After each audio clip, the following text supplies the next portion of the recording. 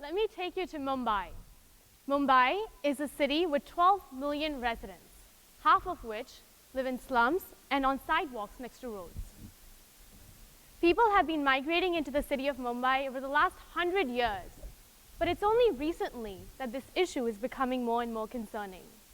The city is becoming saturated with people, and so in 1985, the Bombay High Court ordered all pavement dwellers, that are people living on the streets of Mumbai, to leave the city.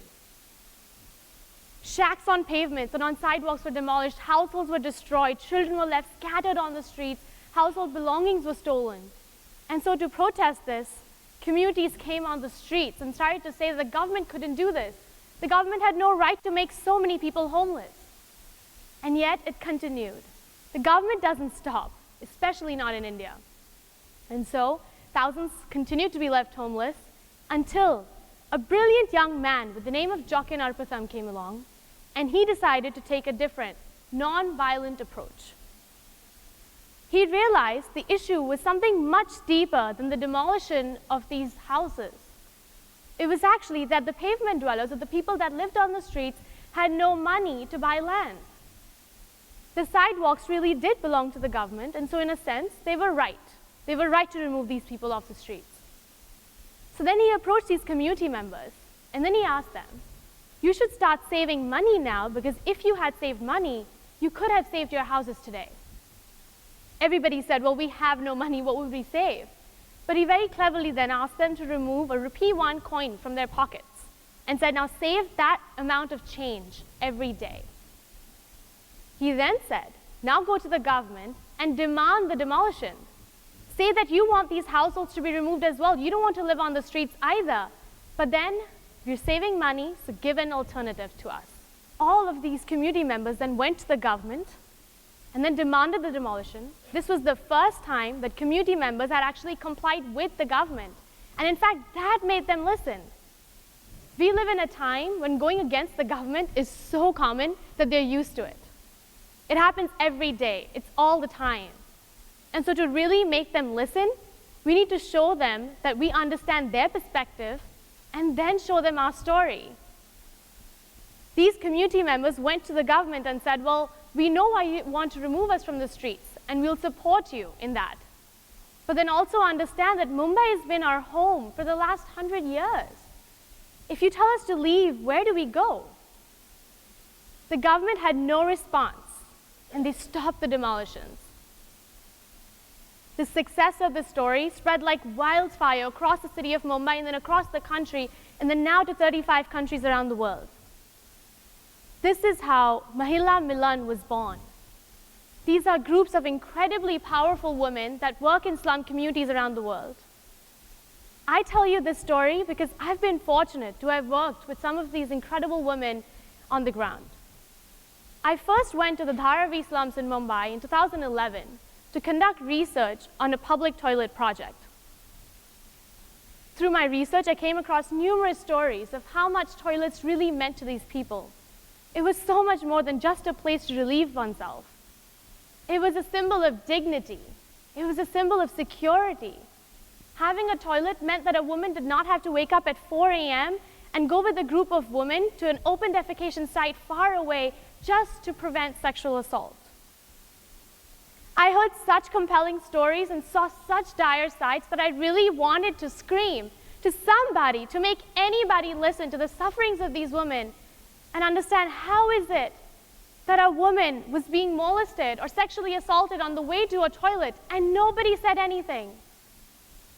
How is it that a woman could be beaten by her alcoholic husband for 40 years, to whom she was married when she was only 14, and nobody said anything?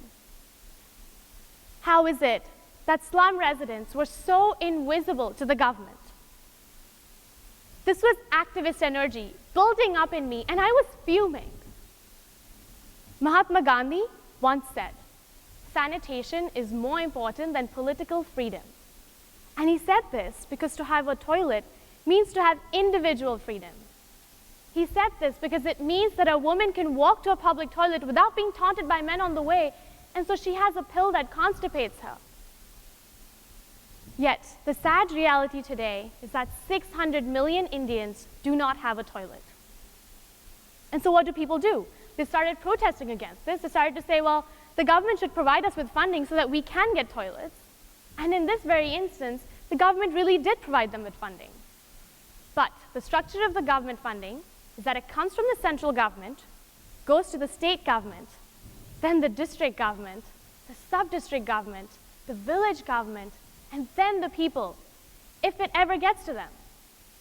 And even when it does, it's only a small fraction of the original, and it could take years for it to come. And so what do people do now? Do they start protesting again that, well, we didn't get what we had asked for?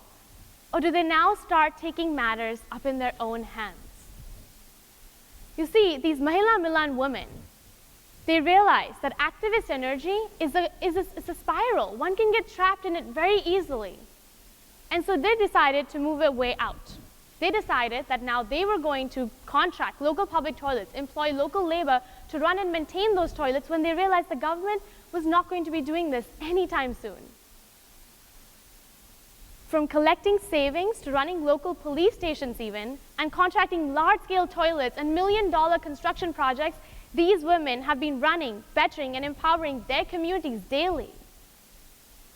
They were able to do this because of a collective energy that they had created.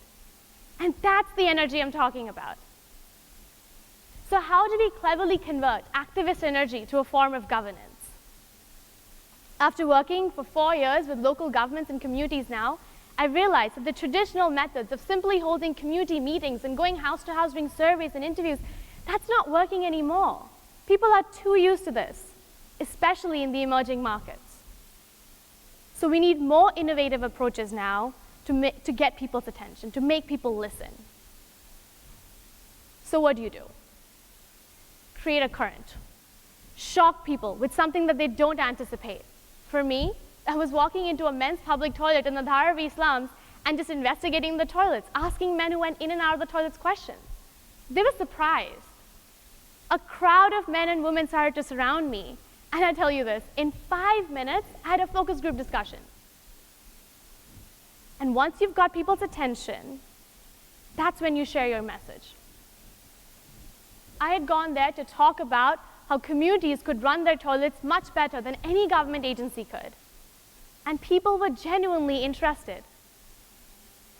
In another instance, however, I struggled really hard to get people on board. I was in a village in Western India and Maharashtra where I was trying to get people who had never used toilets before to not only construct but also use those toilets. This was an indigenous population that had only constructed their houses, their cement houses 10 years earlier. So for them to use and construct toilets was a big deal. And so I knew this was an enormous task. But I took it on, and I decided to hold community meetings with men and women and children, created a sanitation council, worked with the village government and leaders. And yet, the turnout in the meetings was this. People didn't show up, and those that did weren't interested. And so I knew I was doing something wrong. I had to do something differently.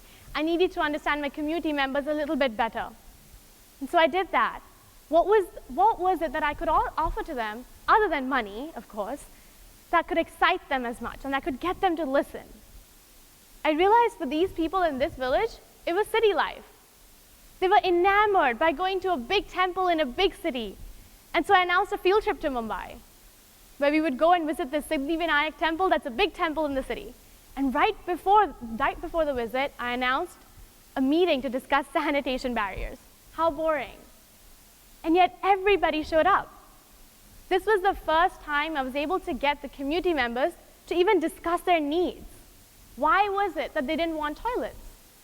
How could we possibly help them with that? And then, in our field trip, not only did we visit the temple, but we also visited different models of toilets in the slums, in the buildings. Women from the slums spoke to the women from the villages about their experiences with toilets and how toilets had changed their lives.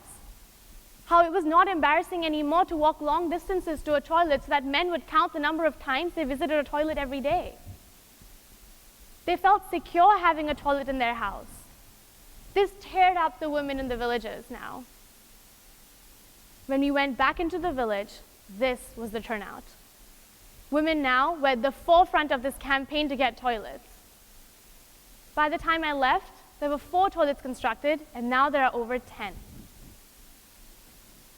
So I urge you to not fall into this trap of activist energy and activism, but also suggest solutions, not just point at problems.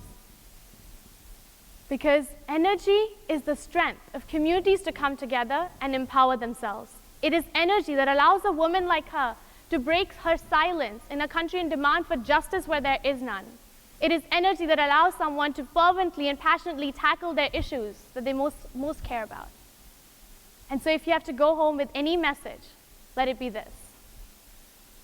Let the community take responsibility. Your problems cannot be addressed by anyone else. But what someone can give to you is the energy to do something about it. Thank you.